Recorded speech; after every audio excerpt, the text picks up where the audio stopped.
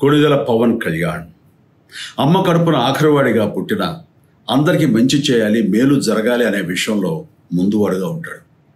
తన గురించి కంటే జనం గురించి ఎక్కువగా ఆలోచించే మనస్తత్వం నా తమ్ముడు కళ్యాణ్ బాబుది. ఎవరైనా అధికారంలోకి వచ్చాక ప్రజలకు ఏదైనా చేయాలనుకుంటారు.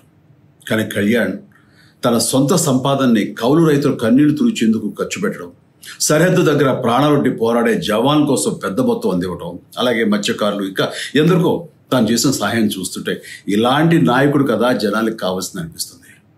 ఒక రకంగా చెప్పాలంటే సినిమాలోకి తను బలవంతంగా వచ్చాడు, రాజకీయాల్లో మాత్రం ఇష్టంతోనే వచ్చాడు.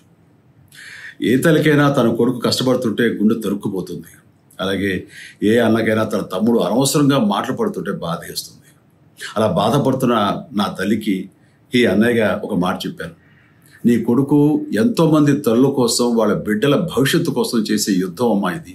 మన బాధ కంటే అది ఎంతో గొప్పది అన్నాను. అన్యాయాన్ని ఎదిరించకుండా మౌనంగా ఉండే మంచివాళ్ళ వల్లనే ప్రజాస్వామ్యం మరింత నష్టం అని నమ్మి జనం కోసం జన సైనికుడయ్యాడు.